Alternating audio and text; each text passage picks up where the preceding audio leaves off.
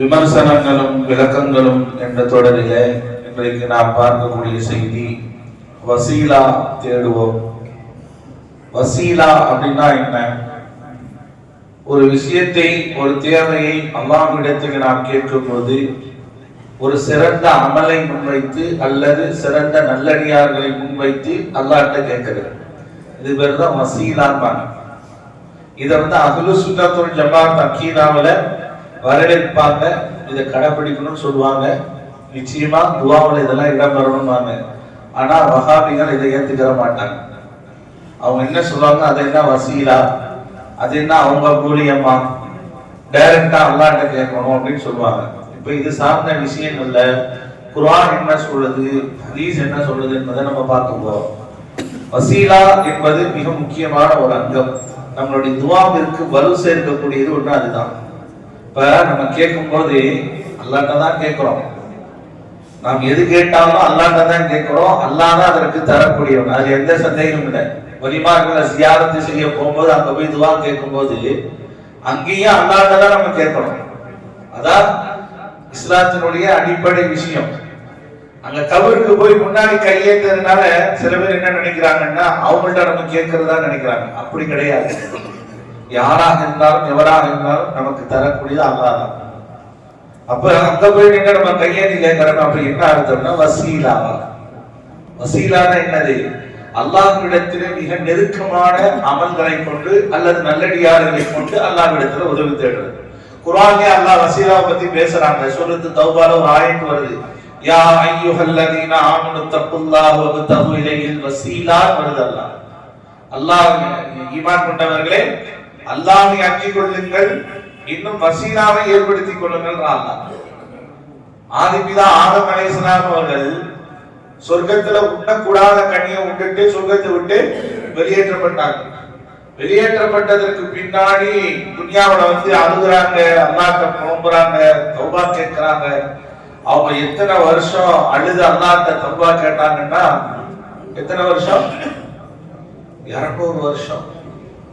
200 ஆண்டுகள் அல்லாஹ்ட்ட என்ன செய்றாங்க? அல்லாஹ்ட்ட தௌபா கேக்குறாங்க. ரப்பனா வலம்னா அன்ஃபுஸனா வ இல்லம் தக்ஃபிர் லனா வ தர்ஹம்னா லனகூனன்ன மினல் காசிரீன். எங்கள் இரட்சகனே, என் ஆத்மாவிற்கு நான் அநியாயம் செய்து விட்டேன், என் பாவங்களை மன்னிச்சுன்னு சொல்லி 200 வருஷம் ஆதம் அலைஹிஸ்ஸலாம் அவர்கள் அல்லாஹ்ட்ட தௌபா கேக்குறாங்க. கண்ணீர் சிந்தி வடித்து கேக்குறாங்க. கடைசியில ஆதம் அலைஹிஸ்ஸலாமுடைய துஆ எப்பொழுது கபூலாச்சு, எப்பொழுது மன்னிக்கப்பட்டாங்க அப்படின்னா இறுதி தூதராக வரக்கூடிய முஹம்மது நபி ஸல்லல்லாஹு அலைஹி வஸல்லம் அவர்களின் பொருட்டால் என்னுடைய தௌபாவை ஏற்றுக்கொள்ளணும்னு அல்லாஹ் மன்னிச்சார். வரலாறு பிரசித்தி பெற்றது இது. அது வரைக்கும் அவருடைய தௌபாவுக்கு நேரம் காலம் இழுத்தது. எப்பொழுது அல்லாஹ் ரசூலுல்லாஹ்வை முன்வைத்து கேட்டாங்களோ அப்ப அவருடைய தௌபா உடனே ஏற்றுக்கொள்ளப்பட்டது. அல்லாஹ் கேட்டான், ஆதமே எப்படி உங்களுக்கு தெரியும் முஹம்மதுன்னு கேட்டாங்க. அல்லாஹ்வுக்கு எல்லாம் தெரியும். இருந்தாலும் அல்லாஹ் ஆதம் அலைஹிஸ்ஸலாம்ட்ட கேட்கிறான், உங்களுக்கு எப்படி தெரியும்? என்ன படைச்சி நான் கண்முழிச்சு பார்த்தோனே அங்க கலிமாவுல லா இலாஹ இல்லல்லாஹ் முஹம்மதுர் ரசூலுல்லாஹ் எழுதப்பட்டிருந்துச்சு. எந்த கலிமாவோடு ஒரு பெயர் இணைக்கப்பட்டிருக்கிறதோ அது சாதாரணமானதாக இருக்காது. நிச்சயமா உன்னுடைய நெருக்கத்தை பெற்றவராகத்தான் இருப்பார். என் சந்ததியில் வரக்கூடியவராக இருந்தால் உன்னுடைய நெருக்கத்தை பெற்றவர் என்று நான் விளங்கிக் கொண்டேன். ஆகையால் அவரை நான் முன்வைத்து கேட்டேன் யா அல்லாஹ் என்று ஆதம் அலைஹிஸ்ஸலாம் சொன்னாங்க. இதுதான் வசீலா. முஹம்மது நபியின் பொருட்டால் என்னை மன்னித்து கேட்டாங்களே, பொருட்டால் என்று. முஹம்மது நபியே நான் மன்னிச்சிருந்து கேட்கல. முஹம்மது நபியின் பொருட்டால், சஹாபாக்களின் பொருட்டால், பத்ரியன்களின் பொருட்டால், அதே போல வலிமார்களின் பொருட்டால், நல்லடியார்களின் பொருட்டால், நான் செய்த இந்த சதகாவின் பொருட்டால். பொருட்டால் என்பது இதான் வசீலா. இப்படி கேட்கணும் அல்லாஹ். அப்படி கேட்டா நம்முடைய துஆவிற்கு வலிமை இருக்கிறது என்பதாக நபிகள் நாயகம் ஸல்லல்லாஹு அலைஹி வஸல்லம் அவர்கள் வாழ்க்கையில் செய்து காட்டி இருக்கிறார்கள். சையதுனா உமர் இப்னு கத்தாப் ரலியல்லாஹு அன்ஹு காலத்துல பஞ்சம் ஏற்பட்டுச்சுன்னா அவங்க சொல்லுவாங்க, ஆதாரபூர்வமான செய்தி, மழை வரல, பஞ்சம் ஏற்பட்டிருக்கு அப்படின்னா அல்லாஹ்ட்ட துஆ கேட்கிறது வெறுமனையா யா அல்லாஹ் எனக்கு மழையை கூட கேட்க மாட்டாங்க. யா அல்லாஹ் உன்னுடைய தூதர் எங்கள் ஹபீப் ஸல்லல்லாஹு அலைஹி வஸல்லம் அவர்களின் பொருட்டால் கேட்கிறேன், மழையை கூட கேட்பாங்க. இந்த பொருட்டால் வசீலாவை முன்வைத்து கேட்கும் போது அல்லாஹ் அந்த மலையை உடனடியாக இறக்கி வைத்தான் என்பதாக ஹதீஸில் நாம் பார்க்கிறோம். அதே போல ரசூலுல்லாஹ் மூலமாக மட்டுமல்ல, இதே சய்யிதனா உமர் இப்னு கத்தாப் ரலியல்லாஹு அன்ஹு அவர்கள் என்ன செஞ்சாங்க? யா அல்லாஹ், இந்த நபியின் பொருட்டா நான் உன்கிட்ட துஆ கேட்டோம், இந்த பஞ்சத்தை நீக்கிறதுக்காக கேட்டோம், நீ மலையை இறக்கி வச்சியே. அதே போல ரசூலுல்லாஹ்வுடைய பெரிய தந்தையாகிய அப்பாஸ் ரலியல்லாஹு அன்ஹு அவர்கள் மூலமாக வசீலாவை முன்வைத்து நாங்கள் கேட்கிறோம், யா அல்லாஹ் எங்களுக்கு மலையை பொழிய வைப்பாயாக என்று துஆ கேட்க அல்லாஹ் மலையை இறக்க செய்தான் என்பதாக சய்யிதனா அனஸ் ரலியல்லாஹு அன்ஹு அவர்கள் சொல்லுகின்ற இந்த நபிமொழி புகாரியிலே பதிவு செய்யப்பட்டிருக்கிறது. புகாரியிலே பதிவு செய்யப்பட்டிருக்கிறது. ரசூலுல்லாஹ்வின் பொருட்டால், ரசூலுல்லாஹ்வுடைய பெரிய தந்தையின் பொருட்டால், ரசூலுல்லாஹ்வுடைய அவருடைய குடும்பத்தை சார்ந்த அகலபைத்துகளின் பொருட்டால் இப்படி எல்லாம் வசீலா தேடுறது நம்முடைய துஆவிற்கு அங்கீகாரம், நம் துஆவிற்கு வலு சேர்க்கக்கூடியது. ரசூலுல்லாஹ் கூட என்ன தெரியுமா செஞ்சிருக்கிறாங்க? ஒரு கட்டத்துல அலி ரலியல்லாஹுடைய உம்மா இருக்காங்கல்ல, அவங்க பேரு ஃபாத்திமா. ஃபாத்திமா பின்த் அஸத். அவங்க ஃபாத்திமா பின்த் அஸத் சொல்லுவாங்க. அதான் ஃபாத்திமா அப்படின்னா ரசூலுல்லாஹ்வுடைய மகள் ஃபாத்திமா மட்டும் விளங்க கூடாது. அலி ரலியல்லாஹுடைய உம்மா பேரு ஃபாத்திமா தான்.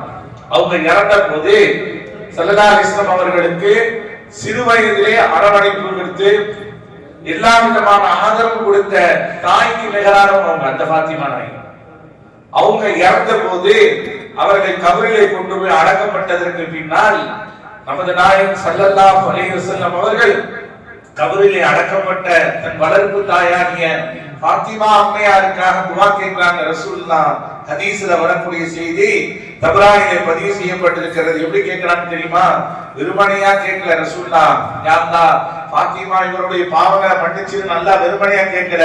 ரசூலுல்லாஹ் சொன்னாங்க, எனது பொருட்டினால் இவருடைய பாவங்களை மன்னித்திடு சொல்லிட்டு சொன்னாங்க, எனக்கு முன்னால் நீ யாரையெல்லாம் உலகத்தில் நபியாக அனுப்பி வைத்தாயோ அந்த நபியின் பொருட்டாலும் இவர்களுடைய பாவங்களை மன்னித்து விடு என்று கபருக்கு முன்னாடி நின்று ஸல்லல்லாஹு அலைஹி வஸல்லம் அவர்கள் துஆ கேட்டார்கள் என்பதாக வசீலா முன்வைத்து கேட்டதாக ஹதீஸ்ல இருக்கு. ரசூலுல்லாஹ் செய்தே காட்டினார். என் பொருட்டினாலும் உலகத்திலே அனுப்பப்பட்ட எல்லா நபிமார்களின் பொருட்டினாலும் கேட்கிறேன், யா அல்லாஹ் இவர்களை மன்னிச்சிரு நீ. ரசூலுல்லாஹ் கையேந்தி துஆ கேட்டாலே இந்த கபூல் தான். அந்த தன்னை பிரத்யேகமாக வசீலா வைக்கிறாங்க. நபிமார்களின் பொருட்டாலும் வசீலா கேட்கிறாங்க. அப்ப இந்த துஆவிற்கு என்ன அப்படின்னா அல்லாஹ்விடத்தில் வலு சேர்க்கக்கூடியதாக இருக்கும். அதே போல நபி அவர்கள் தெளிவாக ஒரு ஹதீஸ்ல சொன்னாங்க, நீங்கள் ஏதாவது அல்லாஹ்விடத்தில் கேட்பதாக இருந்தால் நல்லோர்களின் வசீலாவை கொண்டு அவர்களின் பொருட்டாக நீங்கள் கேளுங்கள் என்று நபிகள் நாயகம் ஸல்லல்லாஹு அலைஹி வஸல்லம் அவர்கள் கூறியிருப்பதாக அபூதாவுதுல 1646வது ஹதீஸாகவும், நஸஈல 2586வது ஹதீஸாகவும், அஹ்மதுல 334வது ஹதீஸா பதிவு செய்யப்பட்டிருக்கு. ரசூலுல்லாஹ்வே சொன்னாங்க, நீங்க எந்த துஆ கேட்டாலும் அந்த துஆ அல்லாஹ்விடத்தில் கபூலாகணும்னா நீங்க நல்லோர்களின் பொருட்டால் வசீலா தேடுங்க. ஏனென்றால் அந்த துஆ அல்லாஹ்விடத்தில் கபூலாக்கப்படக்கூடியதா இருக்கு. இத சுன்னத்துல் ஜமாத்துல ஏற்றுக்கொள்வோம். நம்ம இன்னைக்கு அப்படிதான் துஆ கேட்டுட்டு இருக்கோம். ஆனா அவங்க என்ன செய்ய மாட்டாங்க? அண்ணன் பாருங்க, டைரக்டா கேட்கணும், வசீலால நமக்கு இருக்க கூடாது அப்படின்பாங்க. நம்ம டைரக்டா கேட்கிற அளவுக்கு அவ்வளவு பெரிய நெருக்கமானவங்க இல்லையே. டைரக்டா கேட்க கூடாதுன்னு சொல்லல, அந்த தகுதி நமக்கு இருந்தா ஓகே. நம்ம தான் பருது தொழிலே ஒழுங்கா தொழுவது இல்லையே, ராக்கெட் எங்க மேல போகும். அல்லாஹ்வுடைய நேசத்தை நெருக்கத்தை பெற்ற நல்லடியார் மூலமாக கேட்கும் போது சிஎம் நம்ம போய் ஒரு கோரிக்கை வைக்கிறதும் சிஎம் உடைய பிஏ அவர் சொல்றதுக்கும் வித்தியாசம் இருக்குல்ல. நம்ம சொன்னா யாரு என்ன எவரு என்கொயரி இருக்கும், பிஏ சொன்னா உடனே அவர் கேட்பார். அப்ப அல்லாஹ்வுடைய நெருக்கத்தை பெற்றவர்கள் மூலமாக போகும்போது நமக்கு அந்த துஆ அங்கீகாரம் ஏற்படும். இது அல்லாஹ்வும் ரசூலும் சொன்னதே, நம்மளாக இது சொல்லல. வலிமாருடைய கபருக்கு போய் அங்க உட்கார்ந்து வசீலா தேடணும் அப்படின்னா நம்முடைய துஆவுக்கு அங்கீகாரம் இருக்கு. இதை தேடாதீங்கன்னு நம்ம அதை பத்தி கேட்க தேவையில்லை. நமக்கு தேவை நம்ம துஆ கபூலாகும். அருமையான பெருமக்களே, ஸல்லல்லாஹு அலைஹி வஸல்லம் அவர்களின் பொருட்டால், சஹாபாக்களின் பொருட்டால், பத்ரீன்களின் பொருட்டால், வலிமார்களின் பொருட்டால், கௌதநாயகத்தின் பொருட்டால், அஹ்ல பைத்துகளின் பொருட்டால் நம்ம வாழ்க்கையில நம்ம செஞ்ச அமல் இக்கட்டான சில நல்ல அமல்கள்லாம் இருக்கும். நம்ம வாழ்க்கையில கடுமையான பொருளாதார நெருக்கடியில் இருக்கும் போது, நமக்கே தேவை என்று இருக்கும் போது, சில நேரத்துல யாசகம் கேட்கும் போது, உதவி கேட்கும் போது நம்ம தேவை இருக்கும்போது மத்தவங்க துவா நம்ம கொடுத்திருப்போம் தெரியுமா? இந்த அமலை கூட நம்ம அல்லாஹ்ட்ட வசீலா தேடலாம். யா அல்லாஹ், எனக்கு ஒரு கட்டத்தில் நெருக்கடியாக இருந்துச்சு, அந்த நேரத்துல ஒருத்தர் உதவி தேடி வந்தாரு, நான் உனக்காக அந்த தர்மத்தை நான் செஞ்சேன், இந்த அமல் உனக்கு பிடித்தமானதாக நான் இந்த துவாவை கபூலாக. இதான் வசீலா. பல தேவைகளுக்கு மத்தியில், நெருக்கடிகளுக்கு மத்தியில் இந்த இபாதத்தை உனக்காக நான் நிறைவேற்றின ரப்பே, இந்த இபாதத் உனக்கு பிடித்தமானதாக இருந்தால் இதை கொண்டு என்னுடைய துவாவை கபூலாக்கு என்று கேட்கலாம். இதுதான் வசீலா. இப்படி நல்ல அமல்களின் மூலமாக, நல்ல அடியார்களின் மூலமாக கேட்கப்படக்கூடிய ஒவ்வொரு துவாக்களும் அல்லாஹ் என்ன செய்யுமா? கபூலாக்கப்படும். ஆனா இன்னைக்கு வழிபாடுகள் மூலமாக வசீலா தேடாதீங்க, அதெல்லாம் ஷிர்க். இன்னைக்கு நம்ம கபருக்கு போறோம், நம்ம தமிழ்நாட்டில் இருக்கக்கூடிய நாகூர் தர்காவுக்கு போறோம், பழகிப்பேட்டை தர்காவுக்கு போறோம், கோவளம் தர்காவுக்கு போறோம், இப்படி பல தர்கா, அஜ்மீர் தர்காவுக்கு போறோம். போறோடனே உடனே பேசுவாங்க கபர் முட்டிகள். அல்லாஹ்ட்ட கேட்கறது இல்லாம வழிமார்கள்ட்ட போய் கேட்கிறாங்க. தெளிவா ஒண்ணு விளங்கணும், நம்ம அல்லாஹ்ட்ட தான் கேட்கிறோம், அல்லாஹ்ட்ட தான் கையேந்துறோம். கபர்ல போய் நம்ம யாரும் கேட்கல. கபர்ல போய் அவர்களுக்கு முன்னாடி சந்தித்து சலாம் சொல்லி அவருடைய துவாவை பெறுவதற்காக நம்ம போறோம். சியாரத் என்பது சாதாரண விஷயம் அல்ல, நல்லடியாருடைய சந்திப்பு. அவருடைய கபருக்கு போறதுனால அது ஷிர்கோ அல்லது அமர்களிடத்தில் கேட்பதா நினைத்துக் கொள்வதோ இதெல்லாம் தவறு. நம்ம அல்லாஹ்ட்ட தான் கேட்கணும், அல்லாஹ் தான் தரக்கூடியும். கபருல போய் முத்தமிட்டா அது கபரு முட்டின்னு பேர் வச்சிடறான். குழந்தையை போய் முத்தமிட்டா யாரா குழந்தை முட்டின்னு சொல்லுவோமா? என்னங்க, குழந்தைய முத்தமிடுறோம், இவன் குழந்தை முட்டி. தாய் போய் முத்தமிடுறான், தாய் முட்டி. உஸ்தாது பாருங்க, கையில முத்தம் கொடுப்பாங்க, அப்புறம் கை முட்டி. ஒண்ணு இல்ல, காபத்துல்லா பார்த்துட்டா மாமரத்தாவை அப்படியே கொண்டு போய் முத்தமிடுறோம். அஜருல் அஸ்வத் போய் முத்தமிடுறோம். அஜருல் அஸ்வத் முட்டின்னு யார சொல்றோமா? காபா முட்டி யார சொல்றோமா? முத்தமிடுறதுனால இதுல என்ன ஷிர்க் இருக்கு? மார்க்கம் என்ன சொல்லுது? பிரியத்தின் அடிப்படையில, ஒரு முகப்பத்தின் அடிப்படையில முத்தமிடுறாங்கன்னா வரவேற்கலாமா? அனுமதி இருக்கா? அனுமதி இருக்கு. இல்லங்க, எனக்கு அதெல்லாம் விருப்பம் இல்லை, விட்டுரு விட்டுரு. ஆனா செஞ்சுதான் மார்க்க சொல்லல. ஆனா செய்யறவங்களை பார்த்து ஷிர்க்கு நீ சொல்லாத. ஷிர்க்குனா என்ன? இங்க அடக்கப்பட்டிருக்கிறவர் தான் கடவுள், ரப்பு. இவர் தான் எனக்கு எல்லாம் தராரு உனக்கு வெளிப்படையா அவர் சொன்னார்னா ஷிர்க்கு சொல்லலாம். அவர் அங்க இறைநேசர் அடக்கப்பட்டிருக்கிறார், அல்லாஹ்வுடைய நேசர் அடக்கப்பட்டிருக்கிறார். அவர் மீது ஒரு முஹப்பத்தின் அடிப்படையில் கபரை முத்தமிடுறார். முத்தமிடுவது என்பது சஜிதா அல்ல. சஜிதாக்கு மொத்தம் 7 உறுப்பு பூமியில படணும். அந்த 7 உறுப்பு படுறதுக்கு முன்னாடி அல்லாஹ்வுக்காக சாஷ்டாங்கம் பண்றன்றத நியத்து வைக்கணும். அப்படினாதான் அது சஜிதா, அப்படினாதான் அது தலைமடங்குதல், அப்படினாதான் அது அல்லாஹ் பண்ணா ஷிர்காகும். கபரை முத்தமிட்டா, கபர்ல போய் நம்ம போய் முஹப்பத்துல வெளிப்படுத்தினா உடனே கபர் முட்டி ஷிர்க் வச்சுட்டான், இணை வச்சுட்டான், அல்லாஹ்ட்ட கேட்காம இவங்கள்ட்ட கேட்கிறாங்க. இது என்ன? இது தவறான புரியுதலும் தவறான மக்களுக்கு மத்தியில விளக்கங்களும் கொடுத்து மக்களை நல்லா கொடுக்கணும். இதை கேட்டுட்டு நிறைய பேர் என்ன செய்யணும்? அம்மா அல்லாஹ்ட்ட கேட்காம இவங்கள்ட்ட கேட்கிறோம். உடனே அதுக்கு ஒரு ஆயத்து, இய்யாக நஅபுது வ இய்யாக நஸ்தஈன் உனக்கு சொல்லிதான் எனக்கு தெரியுமா இந்த ஆயத்து. ஏன்னா ஒவ்வொரு நாளும் ஒவ்வொரு தொழுகையும் ஒவ்வொரு ரக்காத்துல ஓதிட்டு இருக்கோம். இதை அல்லாஹ்வையே வணங்குறோம், அல்லாஹ்விடத்தில் தான் உதவி தரணும், எங்களுக்கு தெரியும். அல்லாஹ்ட்ட தான் கேட்கிறோம். இங்க வசீலாவை நாம முன்வைக்கிறோம். நிறைய பேர் இந்த மாதிரி விவாதம் பண்ணுவாங்க. சில பேர் என்ன செய்வாங்க தெரியுமா? அதெல்லாம் கிடையாது, கூடாது. என்னதான் ஹதீஸ காட்டினாலும், சம்பவத்தை எடுத்து வச்சாலும், சஹாபாக்களோட வரலாறு சொன்னாலும் அவன் சொல்றதுதான் சொல்லுவான். சொல்லிட்டு போவேல துவா செய்யுங்க அப்படின்ட்டு போவான். இங்க வா, துவா செய்யுங்க எது கண்டு சொன்ன? நீ தான் டைரக்டா ராக்கெட் விடுறல. இல்ல, நீங்க ஒரு இமாமா இருக்கிறீங்க, முஸல்லா கண்டு தொழு வைக்கிறீங்க. அப்ப இமாமா இருக்கிற என் மூலமா துவா கேட்டா ஒரு கபூல் ஆகுமாமா? அப்ப நாங்க அதை தான் சொல்றோம். அல்லாஹ்வுடைய நெருக்கத்தை பெற்ற வழிமார்கள் மூலமா கேட்டா கபூல் ஆகும் நாங்க சொல்றோம். நீ சொல்லாம செஞ்சுக்கிட்டு இருக்க, நாங்க சொல்லி செய்யறோம். சில பேர் என்ன தெரியுமா, அவங்க செஞ்சா அது துவாமா, நம்ம செஞ்சா அது ஷிர்க். இன்னைக்கும் பாத்தியாலாம் ஓதக்கூடாது, அது ஷிர்க், அது கூடாது, இது கூடாதுன்னா அவன் வீட்டுல கரெக்டா செய்ய வேண்டிய நேரத்துல செஞ்சுட்டு இருக்காங்க.